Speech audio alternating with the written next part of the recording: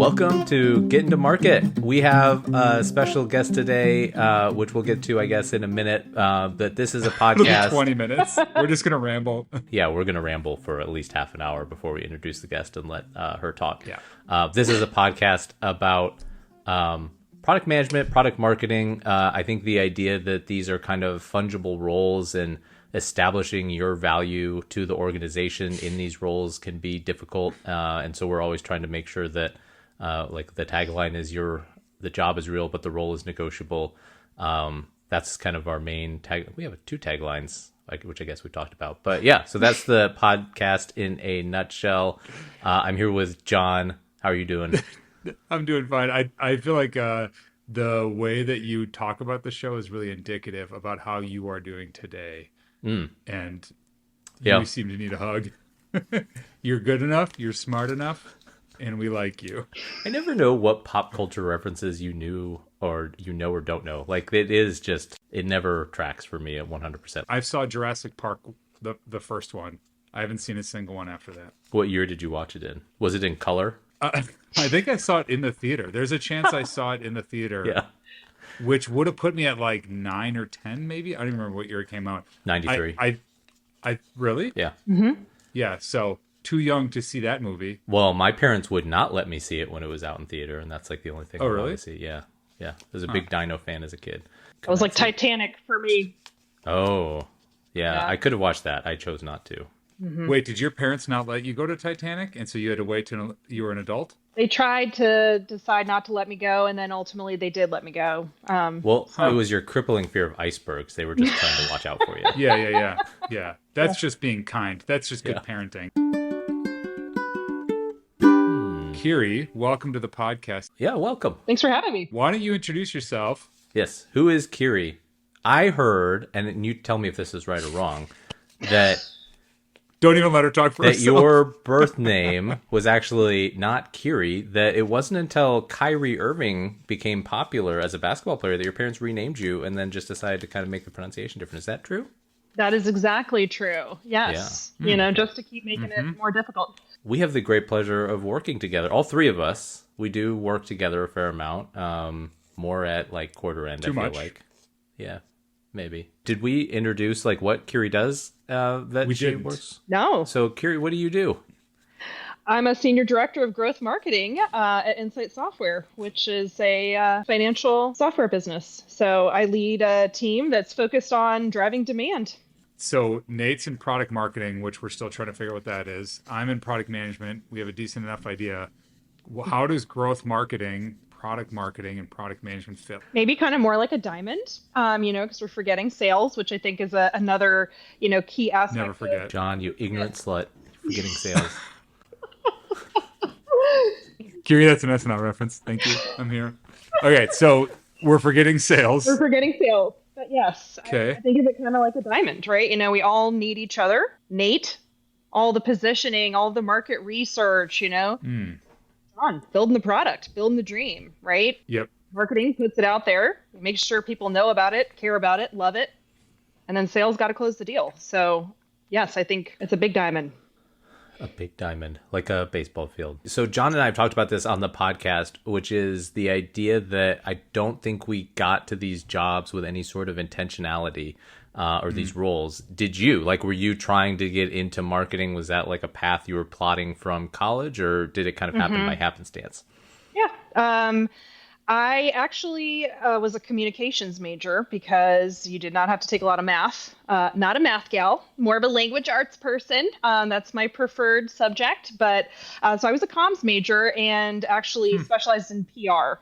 So like my college thesis was around the Chris Brown and Rihanna incident and kind of how all of that was handled. I did not move out to LA or New York or kind of wherever you need to be for these jobs. And I actually graduated during a recession. So was kind of just lucky to get any job at the time. So naturally went into inside sales and hated that. Love my sales friends. It is not the job for me. So that's funny. Very quickly within a year, I was able to transition into a marketing role and loved it. Have been doing that ever since. So, but I do think that working with sales folks and, doing that job for 9 months really gave me an appreciation that I don't want to be doing that. And I'm much more comfortable in that supporting role, kind of partnering with sales. Yeah, like a what not to do career path. Like I Mm-hmm. know not that. Almost like Yes. coloring the negative of it. You're like, Yeah. not this, not this. Right. Yeah. Exactly. Yeah. The going from PR to growth and demand. Is there a parallel between those things where you're like, we're just trying to get people to think differently about a problem set? That's a really weird way to phrase that because Yeah. you mentioned a pretty dark example with the Chris Brown stuff. But like, what are there parallels between just kind of like PR for businesses, for celebrities versus like pure demand gen? I mean, you're kind of selling a person, and their Hmm. story and, their image versus a product. Oh, you don't have to So sell John on Chris Brown. Like he's 100% in. Less less sold on Rihanna, I think. But so one of the things that we talk a lot about is AI. We talk a lot about AI, but I think in the whole, some of the things that get lost in kind of the AI conversation is roles generally have just changed over the past like decade or before. Like what makes a good growth marketer now? And is that different than what made a good growth marketer, 10 or 15, 20 years ago? Yeah, I think that's a good question. And I don't know that it's a lot different now versus 20 years. I think there's always been kind of an element of an art and a science where you're testing into things. You have to be a little bit creative. You also have to be analytical. Now, how that's showing up is looking really different now versus Hmm. 10, 15 years ago, right? Even every single year. I'm even thinking back to, 2023 when AI was kind of emerging and, there was actually a big hesitancy and don't use it. Stay away from that. We need to put guardrails, Hmm. guidance around it. And it's such a different story now, right? Around use it. Let's, make yourself be more productive. Yeah. I think there's just a lot of untapped potential there. So that's really changing the game and kind of how we're looking at Hmm. it. But things that used to work no longer work, or we need to figure out new ways to do it. And AI can help in that case. And sometimes maybe not, right? Maybe sometimes it's actually changing the way that we're looking at things and breaking things like search engine optimization, right? I think that's like a great example of you never really saw that Hmm. spend kind of going down until the advent or the adoption of AI. So you just never really Yeah. Oh, know. is that going down? Like key paid keyword search specific for SEO is going down? With the AI summaries at the top now. So Yeah. it's called Oh. AI optimization, right? So there's a whole different strategy. It's not that Whoa. SEO is going away, but it was Sure. kind of king for such a long time, and you couldn't even imagine a world where this wasn't, going to be the end all and be all, Right. the most of your spend. And AI has just really changed the way that we're using search and the way that we're researching products, questions, anything. Yeah. So, Yeah. All just think of like also thinking about all the cottage industry that popped up around SEO and that optimization, like those third party kind of small Hmm. businesses that would help mhm. organizations with SEO. Like I kind of wonder what happens to how quickly are they going to be able to kind of evolve to fit Right. this new mold that they have Hmm. to. Hmm. Yeah. One of the things that John and I don't have much experience in is the B2C space. I'm curious, like what you see might be kind of different challenges for growth marketers on the B2C versus B2B side. Oh, did you come out of that world? Or were you B2C first? No, I'm pretty much B2B, solidly B2B. Um, But I do think there's a lot to be learned from the B2C. In That's something I preach to my team a lot, right? It's like we're still marketing to people. We're still human to hmm. human. So I actually think that there's a lot that B2B can learn, has adopted, on just being more relatable, being more accessible, the way that people are buying things from a, B2C standpoint. They want to get their hands on it. They want to check it out. They want to hear what other people are saying about it. All those principles are, Uh, are similar, right? It's just going to be a little bit of how it shows up. Then again, you also have B2B, right? These are expensive purchases. There's a lot of stakeholders into the mix. So it's going to fundamentally look a little bit different. But I think, in the way that we're talking to folks and taking ideas from B2C, I think there's a lot more untapped there. is there a thread in your kind of like your message to your team and kind of your style of leadership that like the differentiation B2B to B2C is irrelevant? Like just consider B to C. Like just consider you're still talking to a person like in B2B versus B2C split is irrelevant? Are you going that far? I wouldn't go that far, right? Because there are going to be differences in how the product is evaluated. Whatever you're buying is going to be evaluated. A lot of times, it's going to be an impulse purchase. So it's kind of funny, right? I'll hear people like, "Oh, we should be on TikTok and we should be promoting this on TikTok." Well, TikTok a lot of times is an impulse buy. It's something you can convince someone in the moment to make that purchase. It's not necessarily going to happen when you're buying, a $50,000 piece of software. So some of those tactics and the buying habits are going to be a little bit differently, look a little differently. But to the point you just made, right?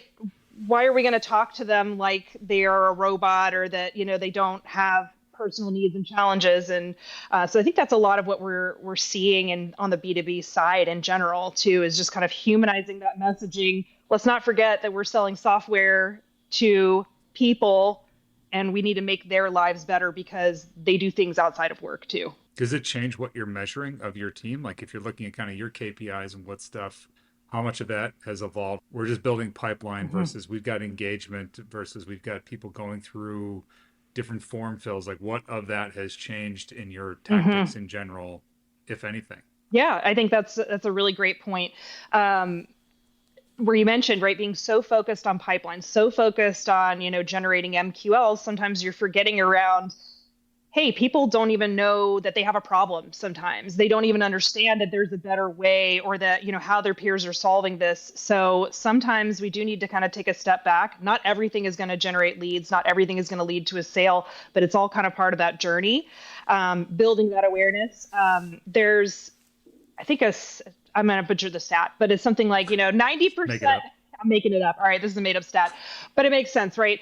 So, most of the time that you're marketing to people, like 90% of the people are not going to be in market at the time. It's around building that awareness, building that credibility and that trust so that when they say, oh, shoot, I do have this problem. Let me go to this vendor or this person. I heard them talking about this. This is something that I need to check out further. One of the things that I really like working with you, Kyrie, and that I think a lot of folks in marketing struggle with, it's a tough learning curve, is marketers are often kind of on the defensive within their organization. And you do a really nice job of kind of standing up for the work that your team does, but also providing, one, the data to kind of support where you're coming from on that. But two, I think there's a willingness for you to say, like, it might be us. Like there might be some things that we haven't optimized yet, and that we'll take a closer look at. Where do you see that trust evolving within organizations where folks are kind of willing to look beyond just like the vanity metrics that marketing, provides and sort of quarterly reviews and that sort of thing, and understanding kind of like how marketing fits into a broader puzzle? Because there's a disconnect too between what an MQL really does for the business and what people think it does. And I think some of that is part of where those disconnects happen. Time out. Can you explain to Nate what an MQL is? Nate and the other audience members first, just kind of like walk through some of that and then. Yes, that's a good question. So an MQL stands for Marketing Qualified Lead. So it's essentially a contact. Yes, I know, Nate, you learned something today. Thanks, John. That was helpful. Yeah, so it's essentially a contact that has engaged with content, with our website, with the business in some form or fashion. They fit within the ICP, so there's going to be some behavioral triggers. There's going to be some demographic triggers, and then ultimately that kind of makes, hey, this is a good lead, someone that's great for sales to follow up with. That is an MQL. It then passes over to sales to pick up the phone, give them a call, type them up an email, keep following up until they get in touch. So then going back to what you were asking, Nate, how have you built some of that? If it's pure experimentation, just willingness to do that, but like how have you worked to, what things have you been doing with the sales teams or with whomever's asking for those metrics to kind of build some of that trust? For sure.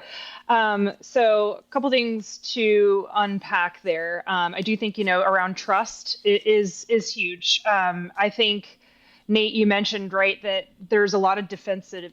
I was going to say defensivity. That's not a word. A lot of defensiveness. Roll with it. 90% of people say defensivity. Defensivity. 90% of people say that. So you heard it here first. But there's some defensiveness, right? That there's a lot of work and effort that kind of went into this to making this come to life. And I think, trying to take feedback with a grain of salt, right? And understand that they're not attacking you and your work, right? And if we kind of try to come at this from a collaborative standpoint, that we're all trying to make this better, I think that mindset helps. But I do think also just being able to say, yeah, I screwed that up, or you know what, I totally thought that was going to work this way and it didn't. You are right. And that kind of takes the wind out of people's sails a little bit, because they're ready for you to fight and just kind of argue it. And ultimately, I think we're all kind of here to solve a problem together. And if I'm not doing something right, I want to own that, fix it, and move forward. And so I feel like that accountability goes a long way. And, Nate, I think same thing of you, and same thing of you, John. Like, I do think that's why we work so well together, because there is that accountability. 2 out of 3. Yeah, most of the time. But, there is that accountability. There is that kind of curiosity, right? On asking the question of, what could I have done better, differently? How could we improve this, right? And just taking your ego out of it, I think is a big part of it.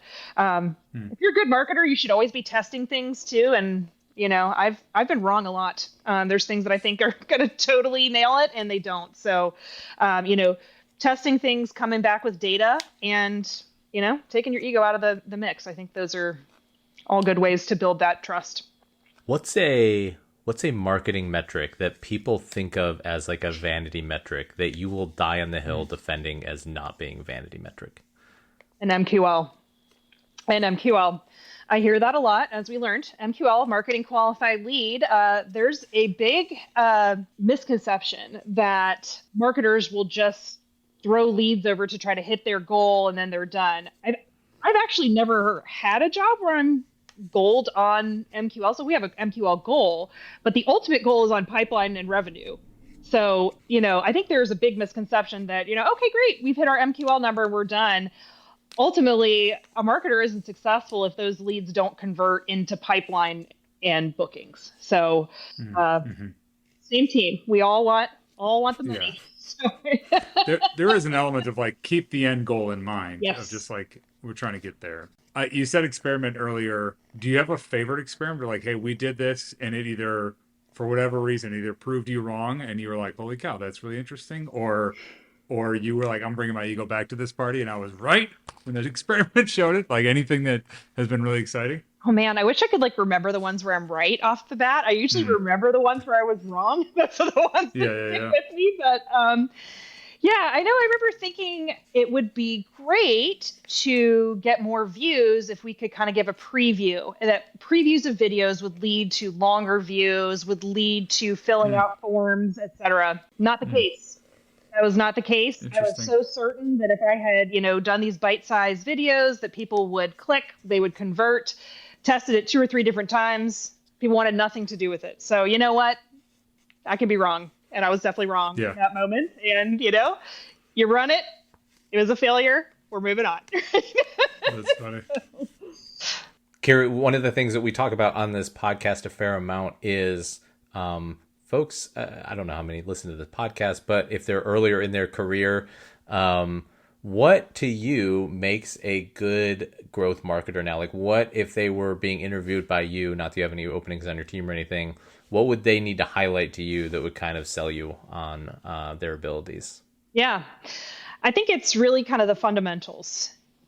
Can you build a good relationship with sales?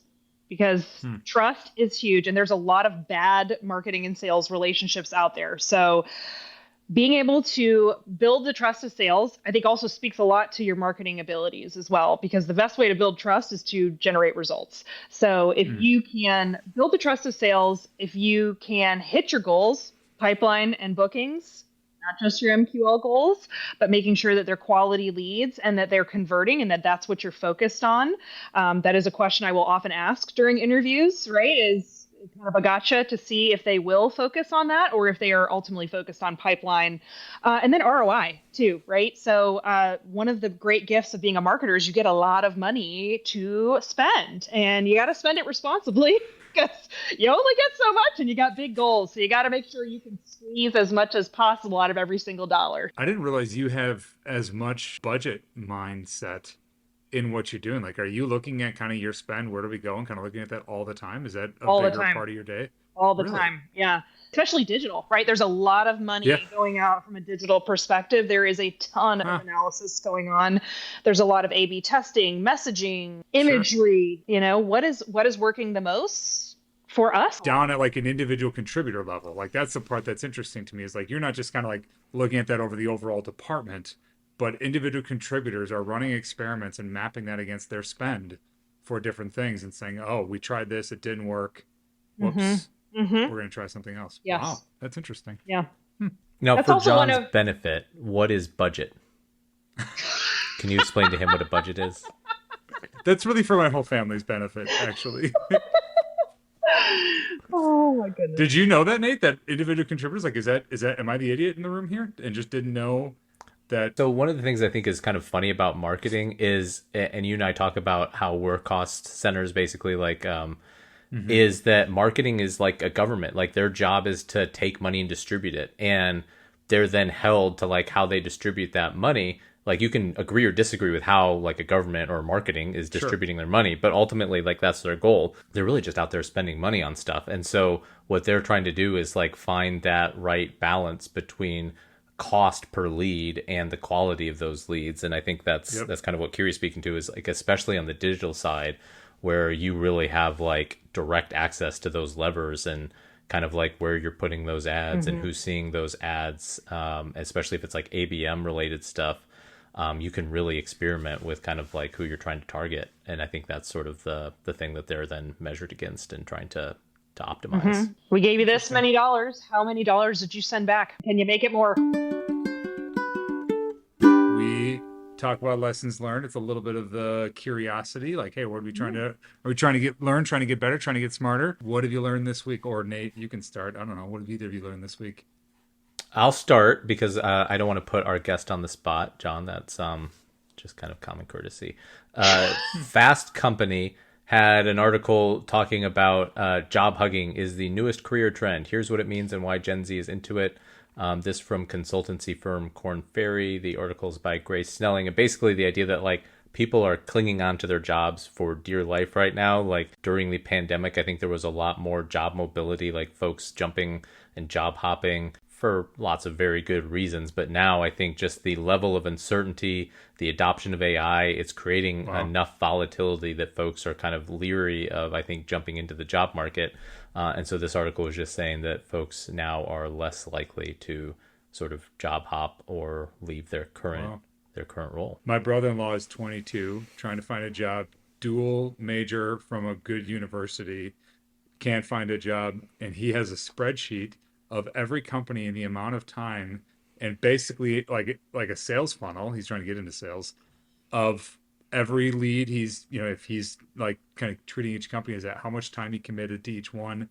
His average is something like 47 minutes per company, per application. 250 applications has been sent in, and has a very low turnover rate or conversion rate, I guess, in our little marketing terms. Yeah.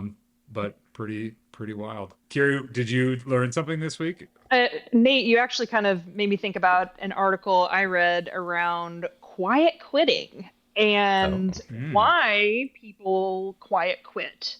And I thought it was really interesting that they were saying it's, as a parent, I kind of also understand this, that it's about exerting control where you feel like you have no control.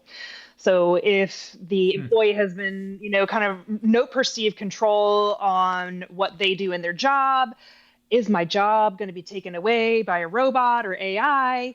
They feel like doing the bare minimum. And it was talking about, as a manager, if you can, inspire your employees, make them feel valued, and make sure that they understand that their work is really valuable, that actually leads to a lot less likelihood of quiet quitting. Which kind of makes sense. As like I said, as a parent, I sense when I don't give my toddler a lot of control, or even my 8-year-old, they will start making their own control. So we're all turns out we're all people. And we all kind of behave that way. And so this explains why John has his team has that team chat about the quiet quitting chat, and that's just them sharing, their example of how they're driving John crazy by quiet quitting.